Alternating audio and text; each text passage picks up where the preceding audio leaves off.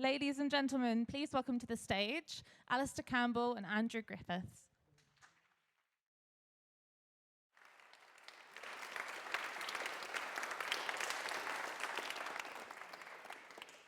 Dear. Hello, everyone. How are we doing? I see a few familiar faces. Yeah, this is like a classroom. No one wants the front row. Yes, Johnny, sit down on the front row.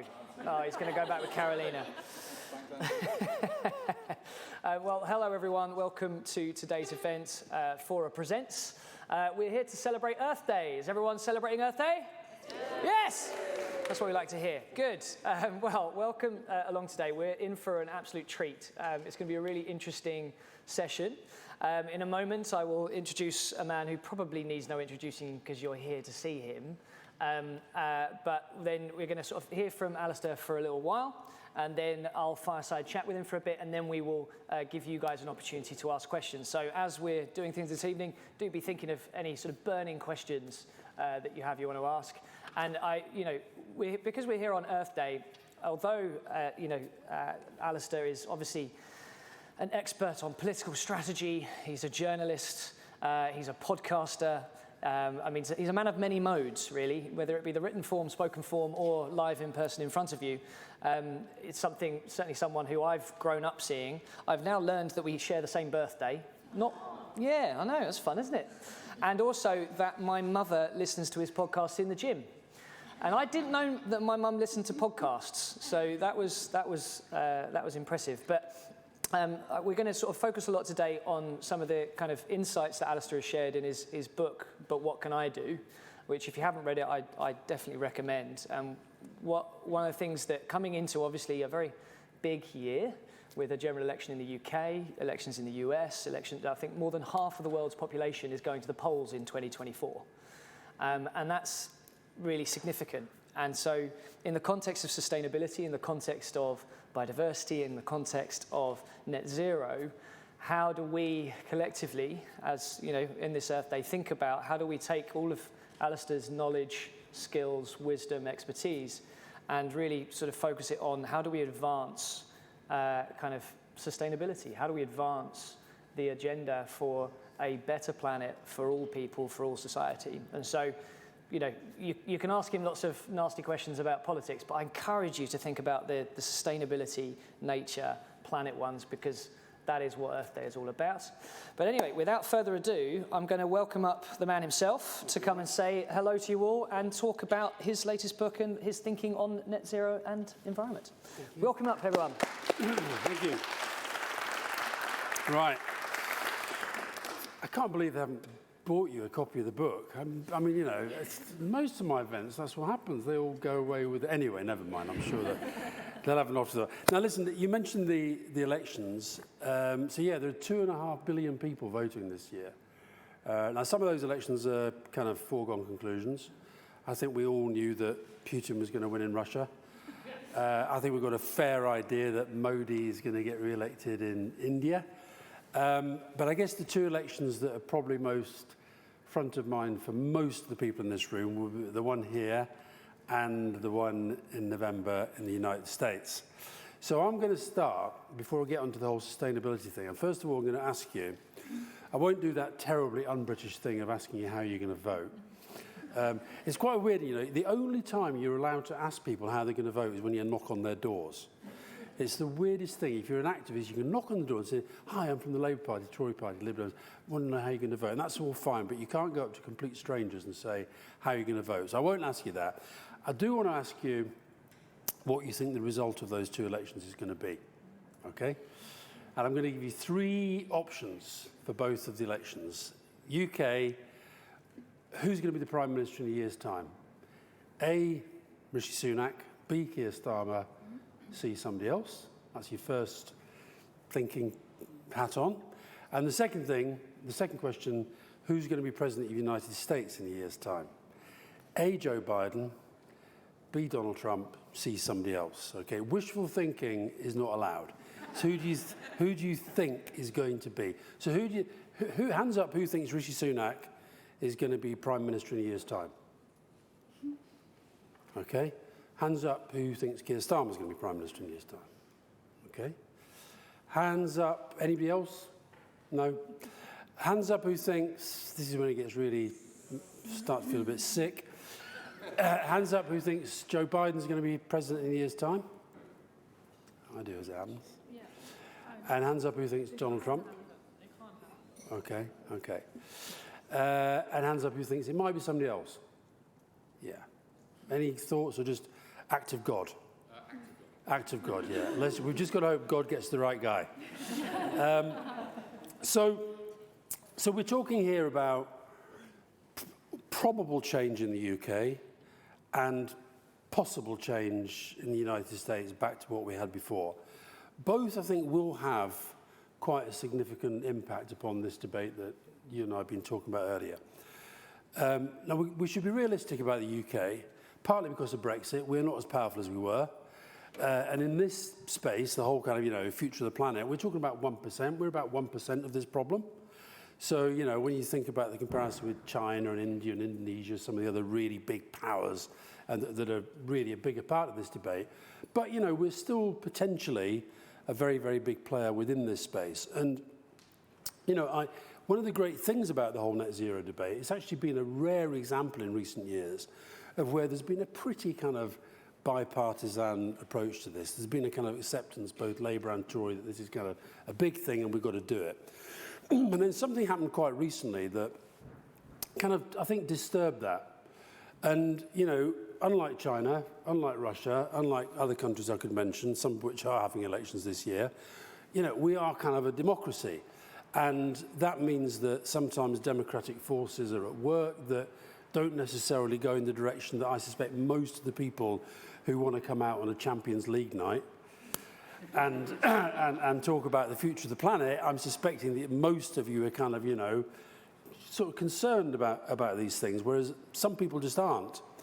And what's more, this book, you're even displaying it now, thank you. I write in there about what I call 3 Ps. When people say this, so the subtitle of the book is how, basically, where politics has gone wrong and what we can all do to try and fix it.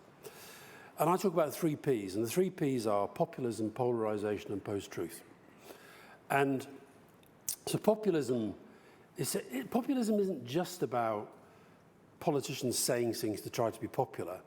I mean, Trump's the classic, he's the uber populist, right? Trump doesn't really care about being popular with most of the people in this room, I suspect. In fact, probably wants to be hated, because actually part of his populism is about, and this is the same as Farage, it's the same as Putin, it's the same as Erdogan. Populism is a form of politics where you exist to exploit problems rather than to address problems. That's what populism is. And where I feel that Rishi Sunak disturbed the equilibrium on this debate was actually after the Uxbridge by-election. I don't even remember the Uxbridge by-election, but it was actually, Uxbridge was a seat which, when we were winning elections kind of, 3 in a row, we never won that seat. And yet for some reason, this sort of debate developed that Labour were going to win Uxbridge.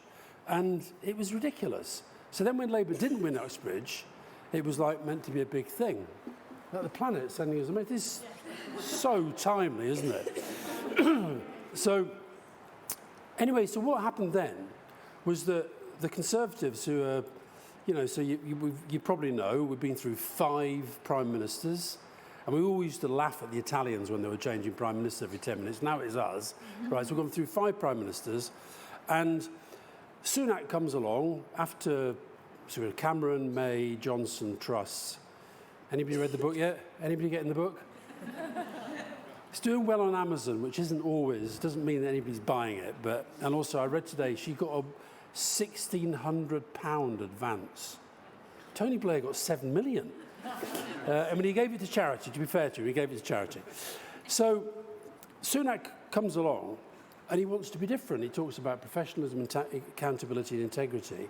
But then nothing changes, nothing seems to work. So then they have this surprise victory in a seat that they've never lost. And suddenly they think, oh, we won that because of ULEZ, and therefore we're going to change our approach. And he then, I don't know if you remember, he came up with that ridiculous speech he made about 7 bins. I'm banning it. Nobody was talking about 7 bins. So that's populism. That's polarization. And it's also post-truth. And then they had the whole thing about, HS2. I mean, every time I live just up north of Euston, right? Up in Camden Town. And every time I drive down there now, every time I'm looking out and think, what a waste. The whole place has been torn up for something that now we're not going to do. So I do think it's gone in a bad direction because of this populism, polarisation, post-truth thing. And then, of course, along come Labour, and I actually wasn't that happy with Labour's approach at the time because, first of all, I felt they were dumping on Sadiq Khan a bit, when actually ULEZ, one, it was Boris Johnson's idea in the first place. Secondly, it's been, well trailed and people knew that it was happening and so forth. So that got a bit edgy. And then, of course, we had the whole 28 billion thing. Now, this is where, Rachel Reeves, Shadow Chancellor, she's doing a party conference speech and she wants something big to announce, so she announces this 28 billion. As it happens, I think it was probably a tactical error to get hooked on a figure because you just never quite know how the kind of value, the price of money and borrowing and so forth is going to change, and it has changed substantially. So I think they maybe did the wrong thing to get hooked onto that hook and probably the right thing to get off the hook, provided that the commitment to the changes that are going to be required to get to net zero in the timescale that they've set out are still there, which I believe they are. This guy's done so much research on me in the last few days, it's absurd. And he really I felt he'd been going beyond the call when he said in there, I was just watching online the debate you did with Keir Starmer and Will Hutton at the Union Chapel the other night. I thought, bloody hell, get out more. But anyway, we talked about this, and because, and Keir Starmer was making that point that, he wasn't saying, we ballsed up with the 28 billion figure we had to, but he was essentially saying, look, people shouldn't read into this a diminution of our commitment on the agenda. So I guess one of the things I want to talk about is how do you get engaged in this debate in a way that you feel maybe you can start to make a difference? Now, most of you think Labour are going to win. In fact, all of you, I got the sense, think Labour are going to win. I've been around a long, long time, and I've been involved in elections where people think it's a foregone conclusion, and it hasn't always happened, okay? So I'm always, never, ever, ever take it for granted. Nobody's voted. They will do everything they can to stop people voting. That's what the whole voter ID thing's about. It's what the whole kind of, the sort of politics that they're doing. They're basically trying to make us feel that nothing can ever get better. Because they want you to think, they want people to think that Labour are just as bad as them. That's what this whole Angela Rayner thing's about. It's like, they did it in COVID with Keir Starmer with his beer. They had, do you remember the beer in Durham and all that stuff? 13 Daily Mail front pages.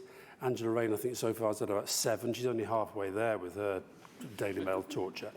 So they want you to basically sort of think nothing can change. But of course, in this, it has to change. There has to be change. Otherwise, we're in deep, deep trouble. And I think the first thing I'd say, so lots of you are, involved in different sectors, different businesses and so forth. And we're now into this election year. The first thing I'd say is, from my experience, lots of business people, when you get closer and closer to an election, they seem to think that's the moment at which they should vacate the political space. And I actually think the opposite is the case. I think this is a period where you have to get your voice heard, and you have to decide what you care about. And if you do care about something, you have to get your voice heard. And there's a very kind of negative view of politics and politicians. And I kind of get that to some extent. And we've had some pretty bad ones, and 2 in particular who should never, ever have been near the bottom of the political pile, never mind the top, Johnson and Truss. I mean, honestly, I can't watch the television at the moment. And Elon Musk has done something to my algorithm. Because every single time I look at social media now, Liz Truss is the first thing on there. Every single time. So I'm just, phone off, not even working, not going to lie. So, but actually, politicians do respond to public opinion. They do respond to pressure.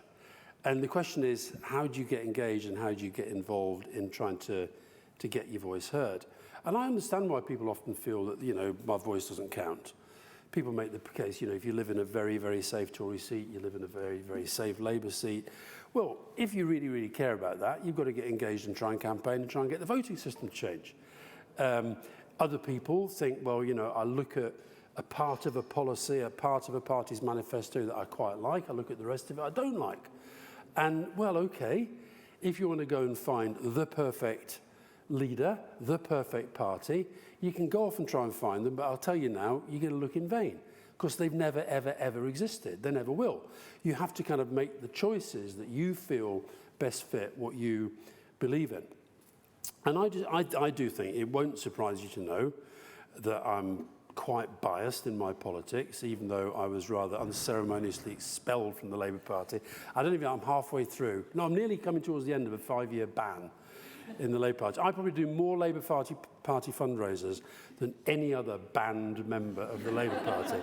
But that was because Jeremy Corbyn decided I was going too far on Brexit. But there's a classic example where Labour's missions, the 5 missions. Does anybody here know the 5 missions? Anyone want to go? You see, that's what I keep saying to them. It's great to have them, but the public don't know about them. Anyway, I'll go through them as far as I can remember. The first one is about economic growth. The second one's about environment. So that's good. Third one, I think, is about crime. Fourth one's about class ceiling, opportunity. And the fifth one, it'll come back to me in a minute. Well done, sir. Health. Yeah. Was that the only one you knew? Excellent. Okay. So we've got these now. So they're doing these 5 missions, fine. And actually, it's not a bad way of thinking about government. To say actually we want to do big things. We want to focus on sort of a limited number of big things and try and make real change there. But if I talking to this audience and talk on this subject, the fact that mission number 1 is growing the economy, and mission number 2 is the road to net zero. That's a wide open opportunity for outside voices to come in. And the thing I'd say I've been as part of that process back in '97 of transitioning from opposition into government. And it's pretty nerve-wracking. You go from a place where there's like you've got a tiny team and you're kind of running this campaign and you suddenly, one day, you're still fighting, you're still campaigning, you're still not sure what the result's going to be. And then the next day, you've gone without sleep for 6 weeks, and you're suddenly in Downing Street, and in Tony Blair's case, he's the Prime Minister. In my case, I'm sitting at the head of this huge government machine. And it's kind of weird.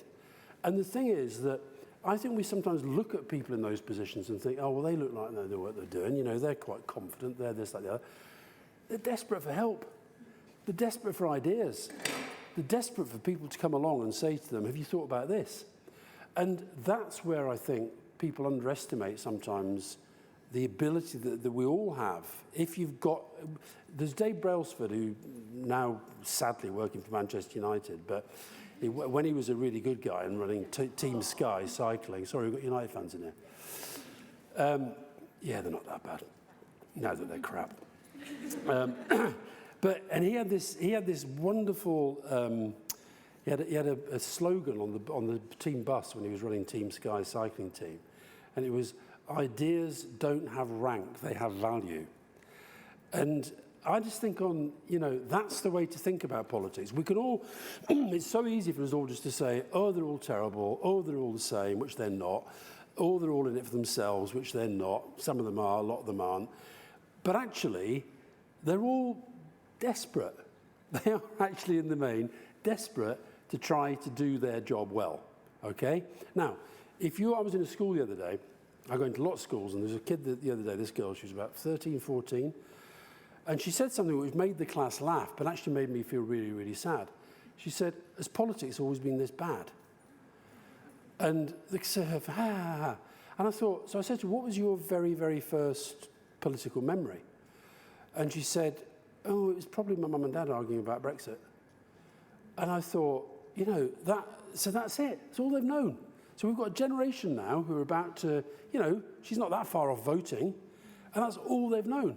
Brexit, Johnson, Truss, Trump, Putin. It's all they've known. So why wouldn't they think this is terrible? Why wouldn't they think that nothing changes for the better? Because things have actually changed a lot for the worse. So I think those of us who are older than school children, which includes everybody here, I think we have a bit of a responsibility not to play into the whole kind of cynicism the whole time, not to say they're all the same, not to say nothing ever changes, because actually the world's changing faster than it is ever done. And the question is, do you want to be part of the change and try and shape the change, or do you want to just let it sweep all over you? And I think on this, there is something. I think there's no doubt Margaret Thatcher has been one of the most influential political leaders of our lifetime, okay? And her influence is still incredibly strong within parts of the Conservative Party and within parts of the debate more generally. And, you know, we got criticism. Tony Blair, here's one for you. Eton College, one school, has produced 3 times more prime ministers than the Labour Party in its entire history. Okay, if Keir Starmer wins, he'll become the 7th, right? That school has had 21, okay? So, why do I say that? Because it's bloody hard to win from the progressive side of politics in this country. Always has been, probably always will be. But the point is, when you really engage people in an argument, you can do it. Now, Tony Blair got criticism. Who was I talking to the other day? Oh, Will Hutton, this event that you rather sadly were watching online. Will Hutton has written a book basically saying that we took on too much of the Thatcher agenda and we didn't challenge it enough. Now, we did that partly because Tony Blair believed it, but also actually, to be absolutely frank, because we felt we had to do that to get into power, to do the things that we then wanted to do. Now, the part of the Thatcher agenda that I'm afraid, is, and maybe she understood that this is something fundamental in human nature, certainly in the British psyche, is this sense that if you're going to take people on a difficult journey, such as the sort of transition that we're going to require to keep the kind of planet, you know, going in a reasonably sustainable way, you've got to take people with you. You have to make them feel there's something in it for them. And I just think that where Sunak has made a terrible mistake in this kind of, you know, pivot away, and it's not been a big pivot away, because deep down I think he knows it's wrong. And I think that what he did then was addressing one political moment. And I think he's sort of wound back a bit, but he's lost a lot of respect in the people you talk to. I sense that in that world he's lost a lot of respect because that it was seen as a change, a pivot. But the truth is, if you say to people that the transition can actually be done making your energy costs cheaper, some of the figures, we were talking just now about the Chinese electric car market, which is coming our way. And it's going to be very, very interesting, particularly if Trump becomes president, is just to the extent to which they're going to have to kind of, you know, put up protectionist barriers against cars, which are going to be much, much cheaper. Norway, I always think that one of the things that could have saved our country from the state that we're in now is if we had taken as mature an approach to our oil, back to Thatcher, as the Norwegians did. If ever you want to sort of just look at a different way of the world working, Google the Norwegian Sovereign Wealth Fund and look at it. If you go, the first thing you see, they put this thing, you can see it being updated in real time. And it's incredible to watch because they're just getting richer and richer and richer and richer and richer. Now, that's because they've exploited their oil. And yet what are they doing now? They are a leadership country in this debate. So on the one hand, they're kind of, you know, harming their own economic interests, you would argue. But on the other, no, they're not. So they're now sort of subsidizing the whole electric vehicle thing to an extent that makes Joe Biden's Inflation Reduction Act look like a kind of, you know, sort of just a bit of tinkering on the edges. And that's the other thing, I think, just to mention Joe Biden. I really hope he gets re-elected. I get the thing that people worry about his age. But honestly, he doesn't talk a tenth as much rubbish as the other guy does. I don't know if you saw the one the other day where Trump was talking about states in America where you can have an abortion in the 9th month of pregnancy. Imagine if Biden had said that. Everybody in the world would know he'd said that because they'd go on about it. Trump talks such rubbish the whole time that he says something like this, and they don't even know that he'd said that. I mean, it's kind of crazy stuff. And so, like, Biden's meant to be the old senile guy, and this guy's, you know, I don't know what. But Biden, the Inflation Reduction Act is, you know, it's for all, yes, it's about trying to get the American economy going, but I think, you know, some of the sort of big environmental campaigns have said it's the single biggest act of kind of climate change activist policy that any government's ever done. And why are they doing that? They're doing it in partly because actually China is going in that direction. Why is the European Union now trying to catch up? Because they realise that, you know, if they're going to be competitive in the future with some of this stuff, and they're doing it in a way that is making, I mean, the cost of, you know, here's another message that's so easy politically, right? The cost of renewables, it's exponentially come down. The cost of fossil fuels actually hasn't changed that much over virtually a century in terms of, you know, so that you can make it cheaper. And so that's a message, that's an argument. Even stuff like, you know, with, if a friend of I'm interviewing Sadiq Khan for the podcast tomorrow, and again, I really hope he wins. But the thing is that whole ULEZ debate, you know, he's doing the right thing. It's the right thing to do. And if we just allow our politics to be kind of governed by these short-term political impulses, oh, that didn't work, you know, therefore we're going to change strategy. I was very disappointed talking to Liz Truss that I'm not going to buy her book. I've heard enough about it already, but I did pick it up. Did you see the thing where she couldn't get it the right way up? I mean, that was just mind-blowing as well. But I picked it up the right way, and I looked at the back, and I saw Gary Kasparov's got a quote on there. Now, he obviously hasn't read the book, and, you know, I get asked to put quotes on books the whole time, and you sort of... Anyway, until yesterday, when I saw that Gary Kasparov had endorsed her book, Gary Kasparov, one of the cleverest people I've ever met in my life, okay? And I wrote a book about 10 years ago now called Winners and How They Succeed. It was analysing winning in business, politics and sport and seeing what you could take one from the other. And he said this thing about strategy, which it's kind of ingrained, it's sort of emblazoned on my head now. He said, never change strategy unless the fundamentals change. Now, he was talking about chess, okay? But actually, if we think about that, never change strategy unless the fundamentals change. Did the fundamentals change on the back of one by-election? No, of course they didn't. The fundamentals are that unless we make really substantial change to the way we do business, to the way we travel, to the way we live, to the way we interact with each other, to the way that countries interact with each other, unless we make that change, then we're facing an existential threat, okay? They are the fundamentals. Then within that, the policy solutions are complicated, they're difficult, but they can be done. But they can only be done, in my view, if we actually reverse those 3 Ps, that we get away from populism and back to something sort of close to serious politics and stable politics. They can only be done if we understand actually that it's important that we bring into the political sphere what most of us have in our own lives. The truth is, yes, on social media, just part social media for a minute, but in most of our own lives, we do not go around shouting at each other the whole time.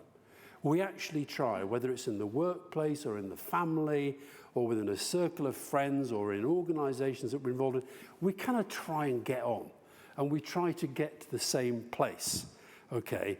So, and then the post-truth thing, that's the one that I think is really very, very hard to get my head around because I thought that would never come to here. I thought it would never come, but it has come. And I then thought when Johnson went, well, maybe it'll change, it'll go back. It hasn't. Now, that is a real problem. But that's got to be fixed as well.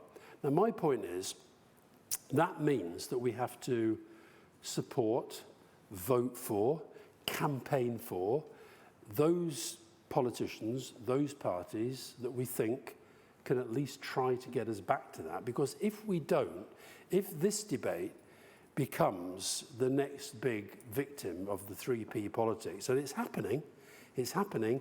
The AfD in Germany, you know, and this is Germany we're talking about. We all know enough history to know what I mean by that. The AfD in Germany, one of the reasons why they've managed to rise up into the 20s in some parts of Germany, the 30s in the polls, and they're going into a few regional elections this year that they could actually win, is because they managed to exploit the extent to which the German government wasn't really properly explaining and selling this whole policy on heat pumps. And they turned it into they weaponized it in a way that's been incredibly powerful. Farage, I mentioned Farage a minute ago. So there's the guy who's, you know, without, I hate to say it, but it's true. Without Farage, there wouldn't have been Brexit. And there's the guy. Do you ever hear Farage talk about Brexit anymore? He's on to net zero. He's on to net zero. At the moment, he's on to sort of free speech because they cancelled some wacko meeting he was at yesterday. But he's actually now on to net zero. That's his campaign. And what's Orban on is on the same thing. He was with Farage today. And so these are, you can beat these campaigns, but you can only beat them if you put into it the same energy that they put into it.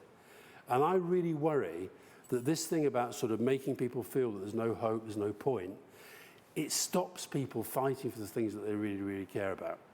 So all I'd say, by way of closing before I sit down and get rid of this lectern, which I haven't even looked at my notes, I always do that.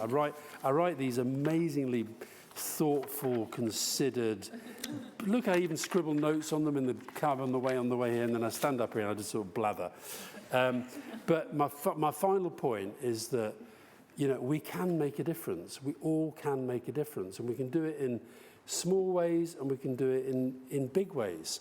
But we can all do something. The answer to the question in the book, but what can I do? We've all got to do whatever we can.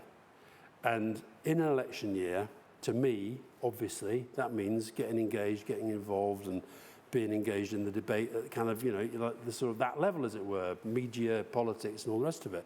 But all of us can make a difference. And all I say is if we don't, then we are leaving this world in an absolute mess. So every single one of you, yes, I'd love it if you read the book, but that's not the point. Ask yourselves, how much do I care? And once you've decided how much you care, what can you actually do? And then go and do it. And together, we save the world. What's not to love? Thank you.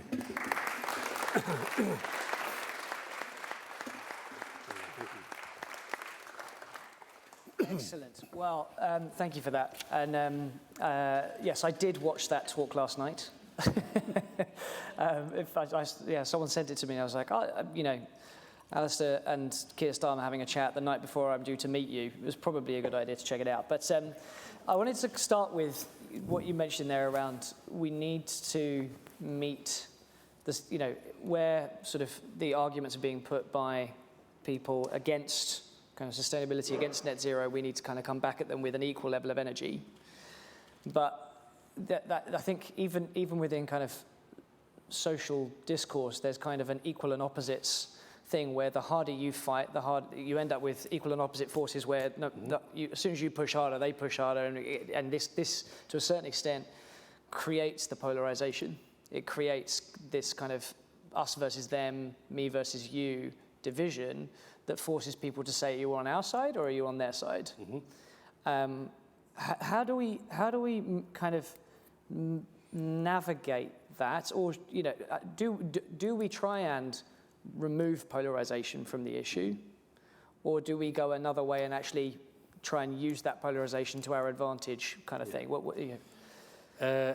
I mean, it's interesting, since I've done this podcast with Rory Stewart, which I've been doing for 2 years now, and it's actually John Bercow, the old speaker.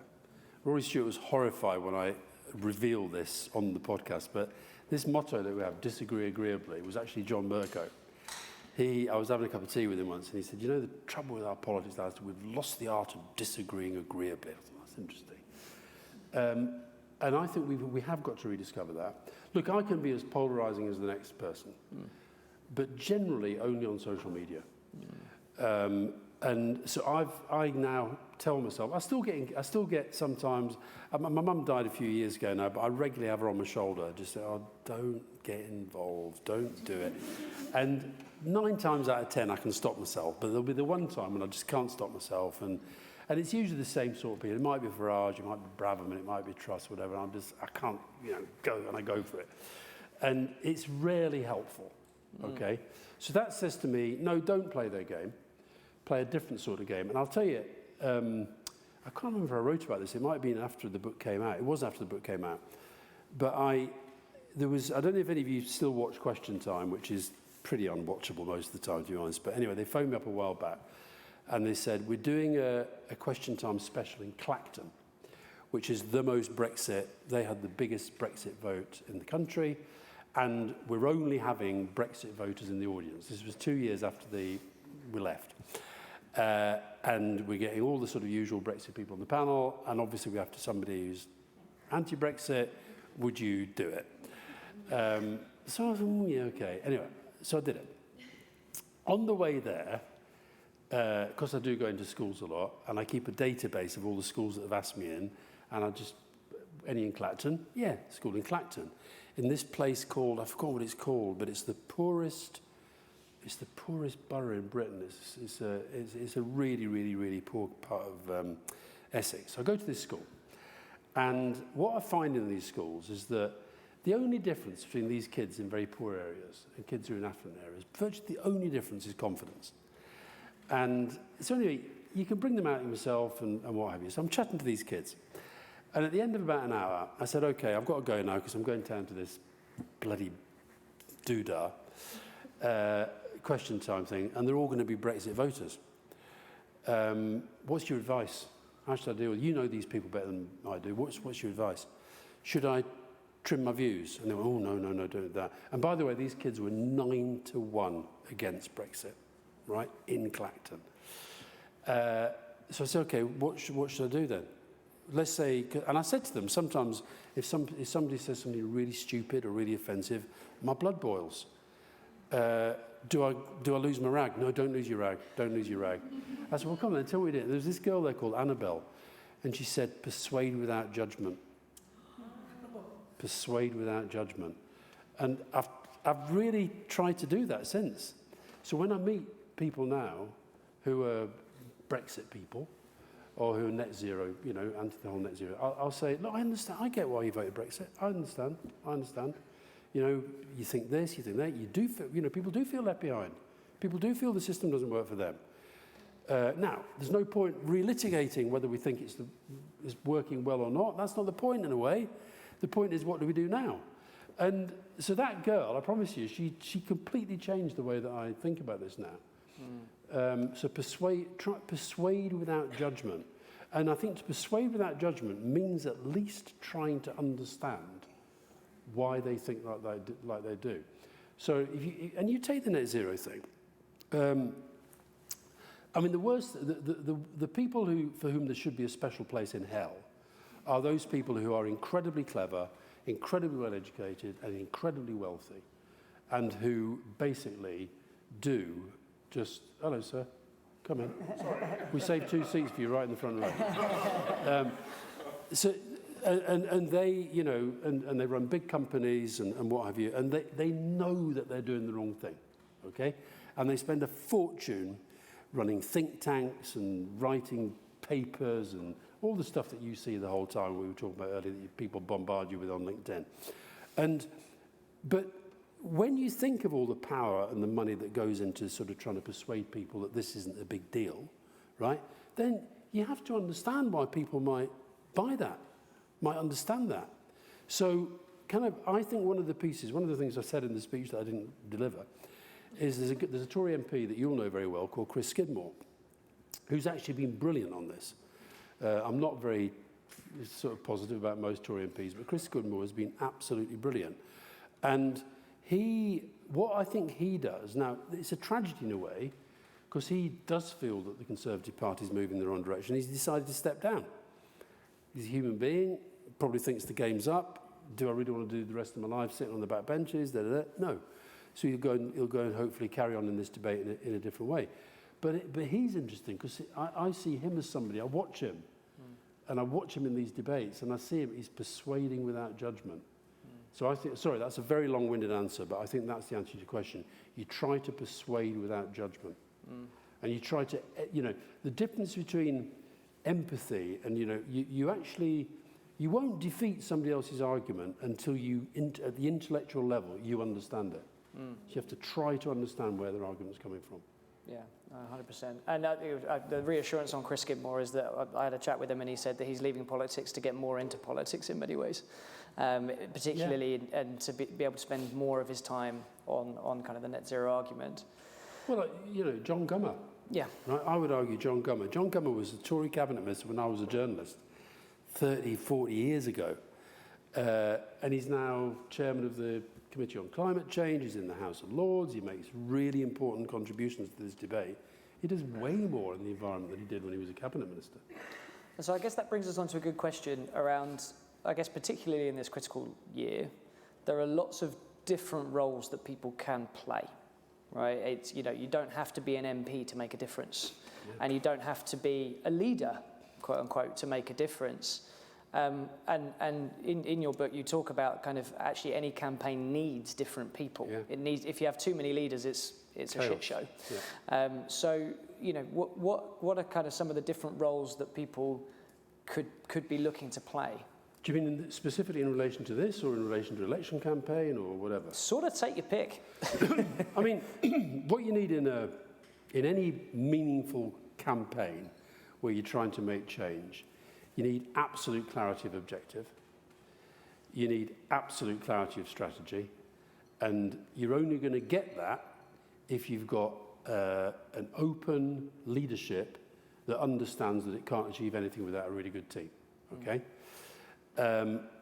How does the team sort of form itself? One of my favourite examples of leadership, it won't surprise you to know, is Nelson Mandela. What was their objective? End apartheid. What was their strategy? It was protest and it was argument. He was the leader, and for 27 years was in jail, unable actually to do anything, right? But he was still the leader because the objective and the strategy were clear. And he became a symbol of both. The team, one of the things I was sort of most touched by the whole, because I was on the Daily Mirror at the time, and when he was released from jail, he said that one of the first countries I want to go to is the UK, because so much of the anti-apartheid movement was done out of there. And this thing about politicians can't make a difference, I think I do talk about this in the book. There was an MP who I bet you, has anybody here heard of an MP called Bob Hughes? Right? Bob Hughes was a Scottish MP who, in addition to being the MP for Aberdeen South, I think it was also chairman of the anti-apartheid movement in the UK through that whole period. And when Mandela got out of prison, he said, I want to meet this Bob Hughes guy. So he was part of that team.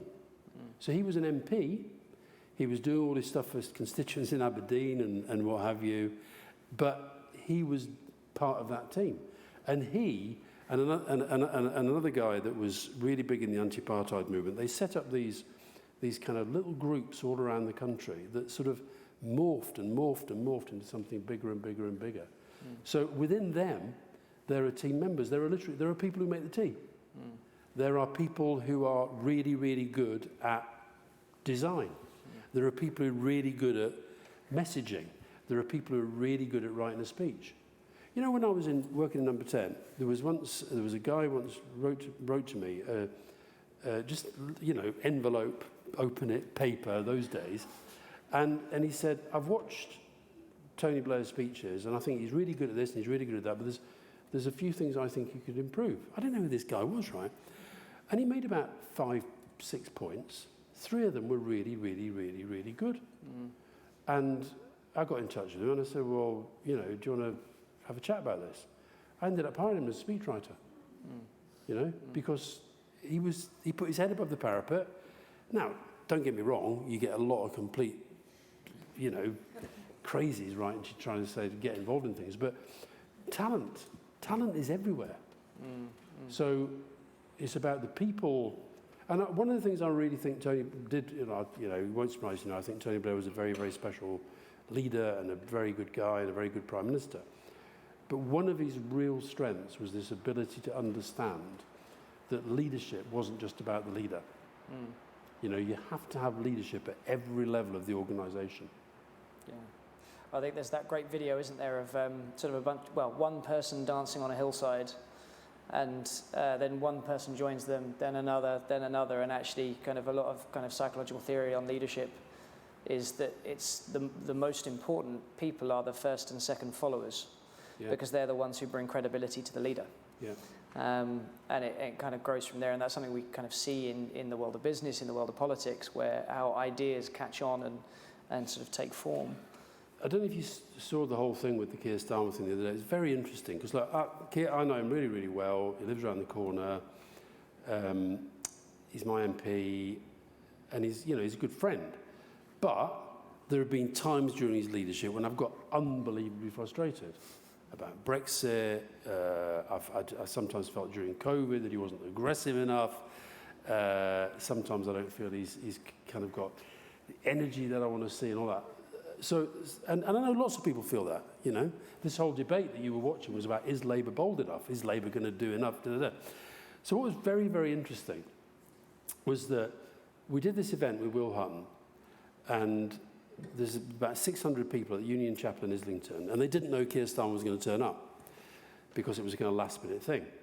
And he came out, and, I think I was a little bit worried on his behalf. We've got the whole Gaza thing going on. There's a lot of people who call Islington's like Jeremy Corbyn territory and what have you. And he came out, and he got an incredible reception. And I thought that was interesting. And then he talked a bit, and then he had to go because he had that vote on the ridiculous Rwanda nonsense. And so we carried on talking, and I was talking about my frustrations. Will Hutton was talking about his frustrations with Labour and why aren't they doing this and why aren't they doing that? Why can't they be bold on this and bold on that? And then we had a few questions from the audience, and they were saying, why doesn't Labour do this and why doesn't Labour do that? And so I said, look, I'm picking up a lot of frustration, okay? But let me just ask you a question, I said to the audience. Do you understand why he's pursuing the strategy that he's pursuing? And virtually everybody put their hands up. Now, what that says to me is that this is sometimes our leadership, the psychology of leadership works. I think the public has worked him out, right? They've worked out, do you know what? He's quite a decent bloke. There's quite a lot of integrity there. I think he might do a lot more than he says. And I think that's the case, by the way. There's a very good book, once you've got my book and read that, and the other 20 that I've written, a guy called Tom Baldwin has just written a biography of Keir Starmer. It's really worth reading because it gets him. And what it gets is that every stage of his life and his career, he's faced quite big struggles, and he hasn't whinged about them, he hasn't moaned about them, he's overcome them, and he's always, always, always overachieved. It's quite an interesting profile. Yeah. And we're going to come for questions in a second, so if the room mics can make their way, but I'll ask one more question whilst you're thinking of ideas, and then we'll put hands up and we'll take a few questions at a time. But one of the things that you sort of talked about there, persuade without judgment. And it sort of reminded me of another book, The Righteous Mind by Jonathan Haidt, and how one of the things that he sort of talks about is how quite often authoritarian arguments are incredibly persuasive, particularly in times of uncertainty. Yeah. And I think we can say safe to say there's quite a lot of uncertainty in the world at the moment. And in those times, the argument saying, us versus them, we're not the problem, they are, put up walls, go to war, is sometimes perceived as a message of strength because it's clear, it's black and white, exactly. And it's super, super. Whereas the reality is it's a much more grey, it's always in the grey area. And so I guess the question would be, how do we better persuade? You talked about the guy who was writing speeches for you. How do we persuade? How do we defend democracy in the face of authoritarianism and persuade people with the same level of clarity and kind of conviction that someone like Trump will stand up and hammer his fist down and say the problem is the Mexicans? How do we do that? Well, look, the first thing to say is to take some hope in the fact that Biden did it. You know, one of the reasons, I know why people think Biden's too old and all that, but one of the reasons why Joe Biden feels compelled and duty-bound to stand again is because he knows, just as Hillary Clinton knows, that Trump is a very, very difficult opponent to fight because he's completely changed the rules of political engagement. And he's done it in a way that I think a lot of people, when he started to do it, thought he can't get away with this, but he has got away with it up to a point. The fact that he could do what he did on January the 6th and go through all these court cases and be seen to have, I mean, the Washington Post, I say in the book, the Washington Post have got a database of 5 million words, which is the lies that Trump told while he was president. I mean, it's incredible. So he's done that post-truth thing and he's made it a strategy. So Biden, how did Biden do that? I think one of the things that he did, which Hillary didn't manage to do, is that Donald Trump doesn't live inside Joe Biden's head in a way that for sure he was living inside Hillary's head. And look, I've talked to Hillary about this. We did it on the podcast, and I've spoken to her privately about this as well. I don't know what she could have done differently, because she was the first taking on this completely different sort of political phenomenon in a democracy. So Biden showed that you can fight back. You have to show that what you're offering is rooted in something that is going to benefit people's lives, and it's bloody hard. I think the other thing, I think honesty and conviction are fundamental to this. So you have to challenge. You can't spend your whole life rebutting lies when somebody is telling them literally every time he opens his mouth. You have to pick and choose the fights that you have. But ultimately, the reason why I still am quite confident Biden's going to win is because I think there's going to be such a focus on it, and he's done enough to be able to show the link between honest, pragmatic, practical political leadership and actually changing the country and people's lives for the better. And that's the only way you can do it. You can't play their game for them. You can't say, if you're going to lie, I'm going to lie. If you're going to cheat, I'm going to cheat. You've got to be tough. You've got to be robust. But I think that's all you can do. And you have to build movements behind you. You know, one of the things that strikes me about the right-wing, radical right and the populists is the utter conviction they have. Now, the progressive side of politics has to have that same conviction. It doesn't mean you have to do the same things, but you've got to show that you really believe this and you really care about it. And I think that too much of politics now, it's either the performative stuff, which makes somebody like Liz Truss Prime Minister or Marjorie Taylor Greene a big figure in America, utter performative rubbish, or it's this kind of technocratic and a bit managerial, and politics never works when it's that. Politics works at its best when it's rooted in people's lives and you're showing how their lives can be made better. Absolutely. Right. I'd like to turn to the audience now to get some questions. So I see one there, 2 here, 3 here. Oh, God, I'm going to need a pen. Go up to the lady with the headphones. There you go. I'd have said the lady with the love jumper, but anyway. My name is Anna Hyde. I'm from Islington Climate Centre. So the question, I'm really interested in the thing that you said about persuade without judgment and about real debate and proper talking. What role do you see deliberative democracy taking in the next government? My feeling is that when they get in, they're going to have to make a lot of very hard, difficult decisions. And if they got a citizens' assembly working on it now, then they'd have an even bigger mandate than they might get. Now, just the other little bit to it, in Islington, a 43-citizen panel has been recruited to make climate policy. There's one in South Yorkshire, there's one in Scotland, there was one in the UK in 2020. So when is the Labour Party going to pin its pin to the mast that it's going to do that and get the backup of ordinary people? Because that's how to undermine the populists. Excellent. We'll come here, out at the front. Thank you. So I wanted to ask about the role of the media when it comes to this. So at the end of March, Sky announced that they were axing the climate show, which is a great shame. And we know that the climate emergency is real, And yet, so much as the reporting on events is disconnected. So you get reporting, I think they've got better on reporting around extreme weather. But for example, reporting about energy poverty, the link there between action on climate and improving people's lives, I don't think is well made enough in the media. So I just really would be interested to hear your view on that. Okay. Lastly, just at the front here. Yeah, we're only having questions from women. It's a rare event.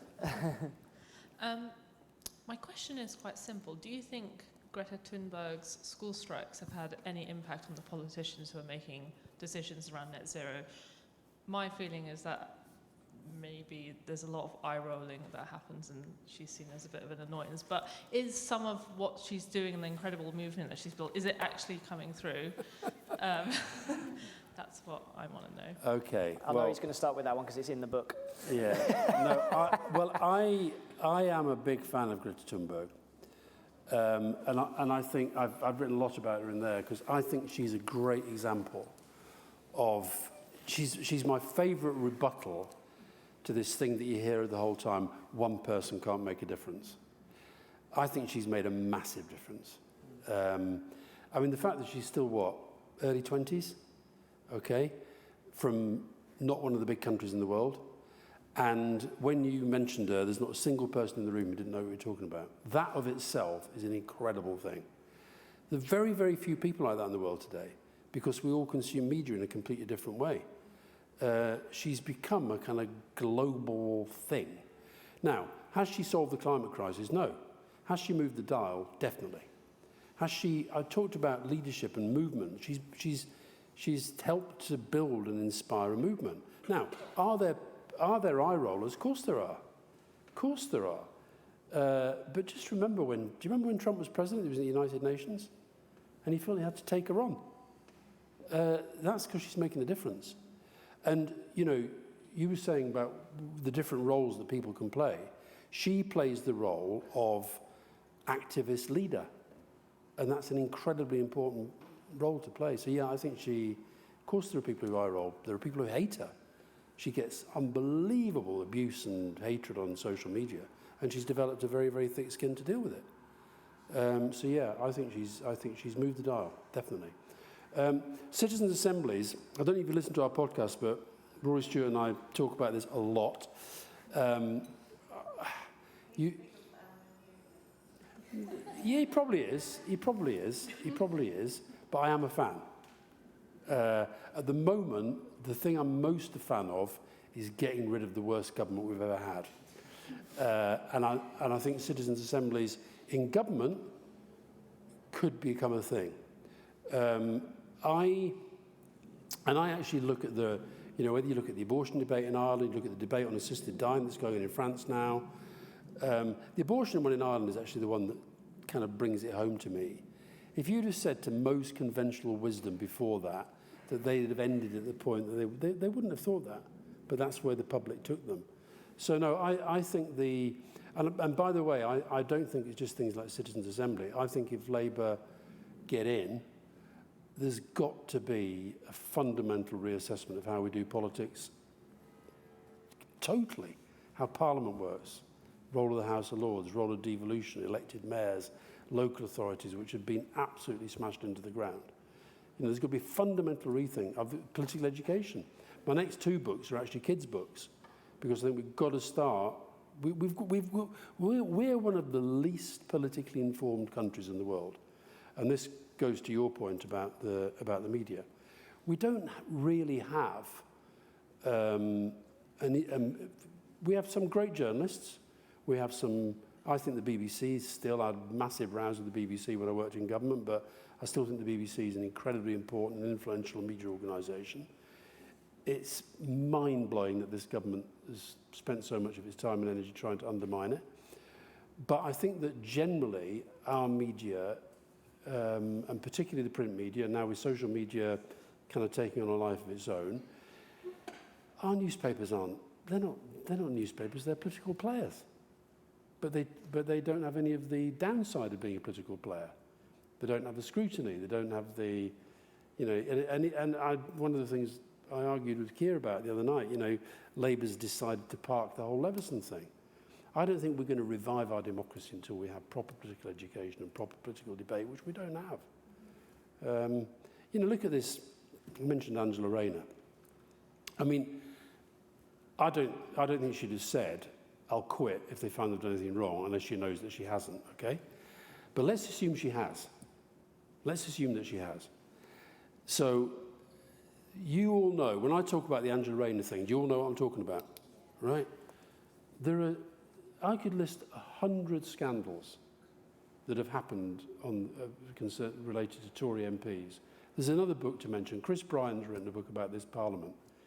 There's been so many scandals. We've just forgotten them because there are so many.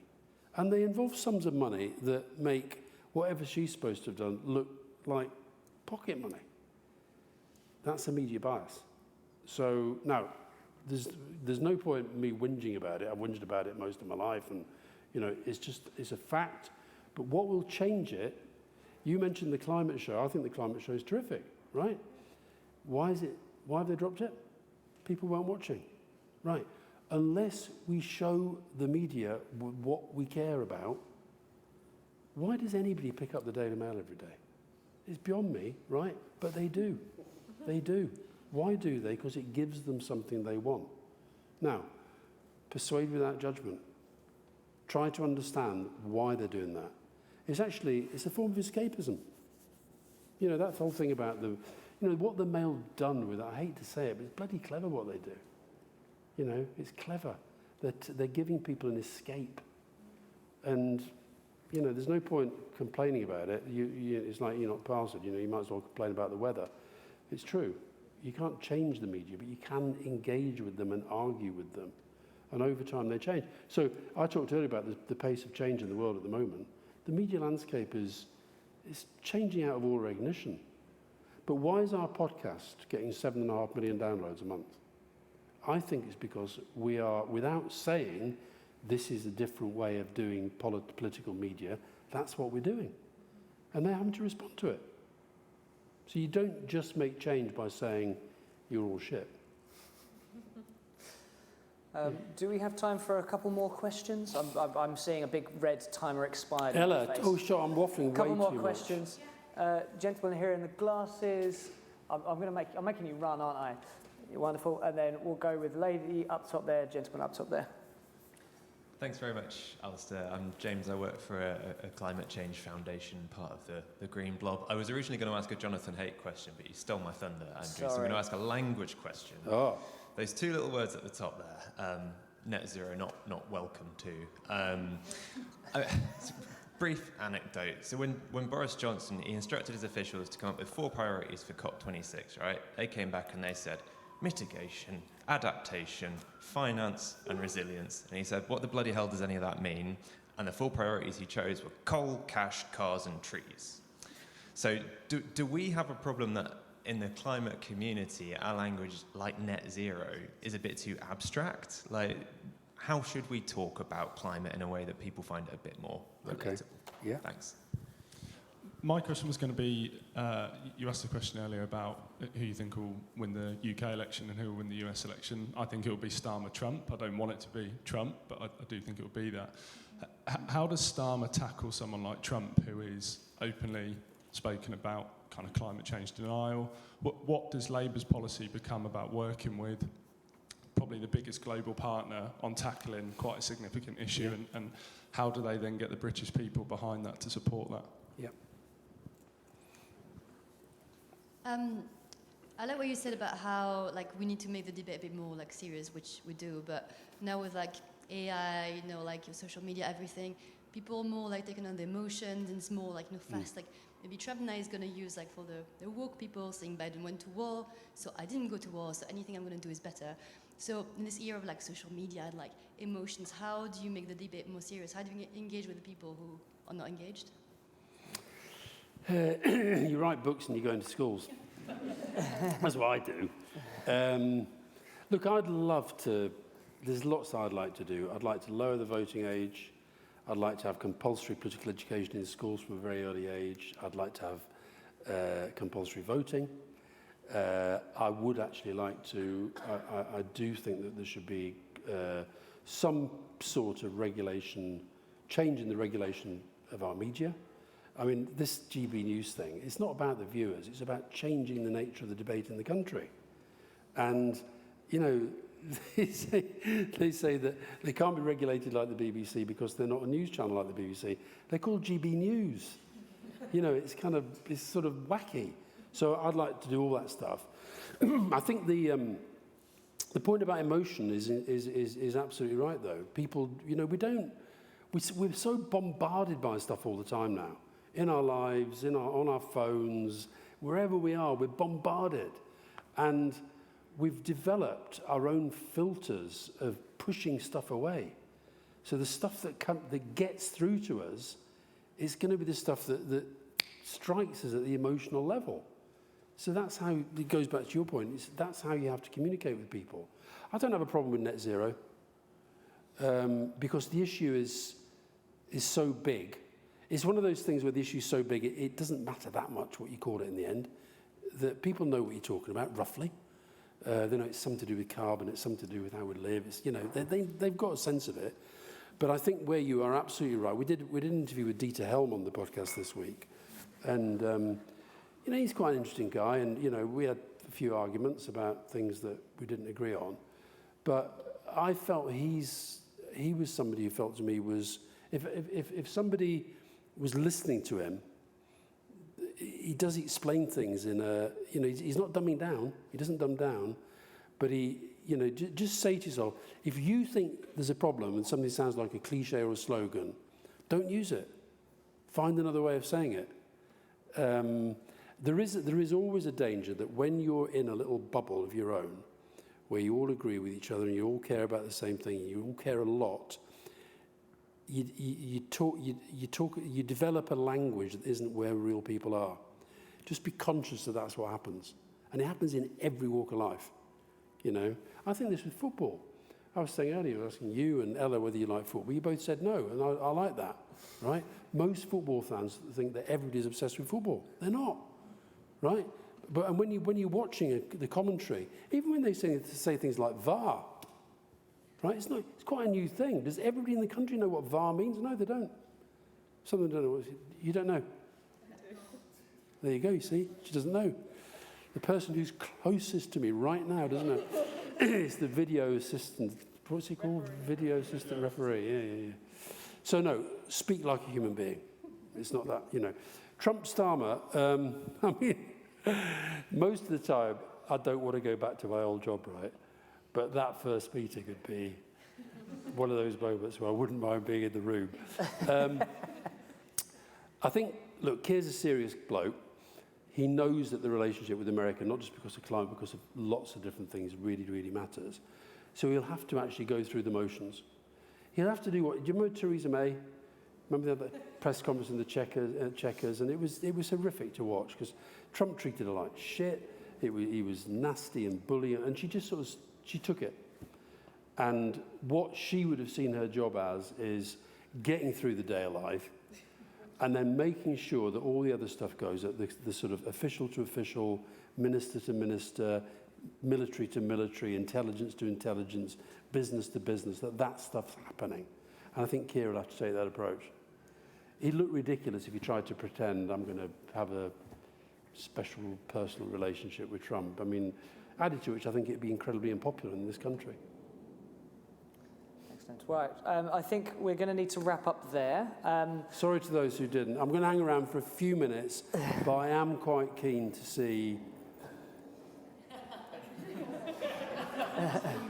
Arsenal Bayern. There's a particularly important. I don't care that much about who wins. I feel really sorry for Harry Kane at the moment. Is that a bad thing to say? I feel really sorry. But very quickly, I wanted to kind of ask, you know, in this critical year, maybe particularly from a business lens, where you sort of talked about wanting businesses to engage in politics during an election. What would be your call to action for people in the room, representing businesses, charities, non-profits? How should they engage? Well, look, it goes back to the point I made. It depends on who they are, what they are, how much they care, and what they want to do. But I think, just to give you an example, this is a really nice venue, right? And I'm sure lots of you work in really, really nice places. One of the things that all the parties are looking for during campaign is places to do events. Is that something people want to do? What's the story that you want to tell about yourself? How would that relate to what the party's trying to do? What I always say to businesses is get inside their big picture. Get inside the big picture of the people who are going to be the most talked about people in the country for the period that election is happening. And, you know, if you feel, I mentioned the guy that wrote to me and said, you know, I think Tony Blair could improve his speaking like this. If there are 9 times out of 10, you're going to get no reply, which is rude on their part, but it's just the way of the world. But if you think you can make a contribution and make a difference, work out what it is, and then do it. And you know, so I think that some of the sectors have worked this out, and I think one of the reasons why Labour, for example, is relentlessly pushing this sort of pro-business message is because they are genuinely engaging and they're genuinely being engaged upon. So I don't know if that makes sense, but just engage upon. Work out what you can get out of getting inside their big picture. I think that's a big, powerful message to end on there. So I'd like to thank our hosts at Fora. Yeah, give them a round of applause, yes. Good old Fora.